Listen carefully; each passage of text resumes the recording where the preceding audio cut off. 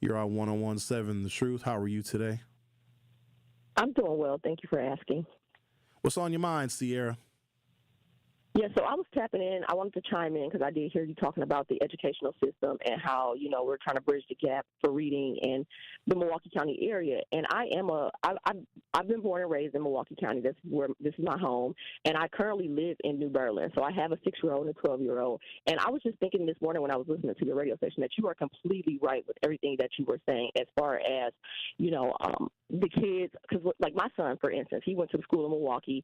He was K-5. When we got into New Berlin for K-5, he basically had to sit out because they said, hey, it was actually K-4. They said, we don't have any, spots for K-5 students. We don't do that here. He has to wait till he's 5. So for the end of that K-4 year, he actually got to miss that whole portion of, his academics.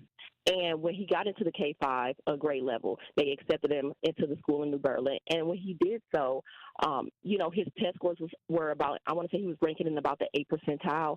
When he got into that school after going there for a full year, coming out last year in summer, his scores dropped. He was in the 1 percentile, and it probably had something to do with the environment that he was in. Also, my child was like maybe 1 out of 5 of the only African American children in the school. So, and so after him going through that whole process, they decided that they wanted to possibly, he might need an IEP. So for fall of last year, I decided to go ahead and transfer my kid back into the Milwaukee School District, and I put him into Shining Star Christian Academy, which is like or Christian school, which is a Christian private school. And I felt like now he's doing so much better. His scores have improved like dramatically. I mean, it's just unbelievable. And my 12-year-old, with her, like when she was going to school, as far as like chiming in on bridging the gap, one thing I can say about that is the 12-year-old also back in Milwaukee schools, or is the 12-year-old still in the New Berlin? She is. She's back in Milwaukee now as well, due to the fact of when she was going to the school. Now, when you say about bridging the gap, so when she got into the Milwaukee School District in fall of last year, she was reading a grade level and actually doing work almost a grade level and a half ahead of her. And that's because in New Berlin, and that's how we can bridge the gap in Milwaukee, what they do is they do teach the kids at a very young age, starting from like K-4, K-5. They teach them a grade level and a half ahead.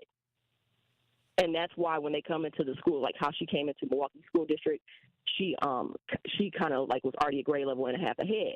But see, with I feel like they pick and choose as well, because like my kid was with that school 7 hours a day, my 6-year-old, and how did he go from an 8 percentile dropping down to a 1? But then his sister, she's mixed. Her scores, her school grade level kind of like went up a grade level and a half. So when I put them back into Milwaukee School District, is the 12-year-old also going to a Christian private school? Yes, she is. They both go to the same school, and they started their fall of last year. But both of their scores have dramatically changed.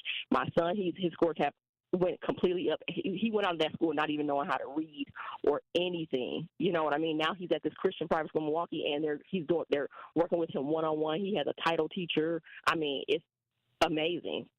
How like within like the last couple of months, his educational capacity has grown just going to this private school and just in a smaller classroom setting. Also, these people here care about the kids, and that's another thing too. Like, we leave our kids with these people every day, the teachers and things, and we have to trust these people because sometimes they're strangers. Sometimes these kids are going to new schools, they don't know these teachers, and we don't know them. So that's kind of like the kids, the teachers, the family, and the kids have to kind of like work together.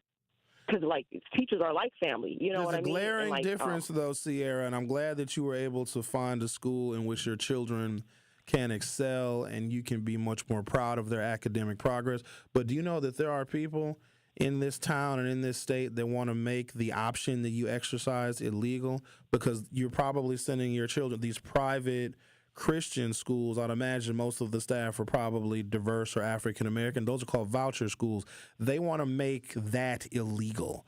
The option that you exercise, I don't know if you know this, but there is a huge battle to end school choice because there are education professionals and a lot of teachers union members that say you having the ability to send your children to these private schools takes money away from MPS, which is none of your business anyway because you don't want to send your kids to MPS. But just know that you have exercised something that I support, but other people would find controversial because you are the perfect example and your children are the perfect example of how some education delivery systems, like the private Christian themed school you're sending your children to, is the right fit. So thank you for calling and sharing that with us, and the best to you and your children.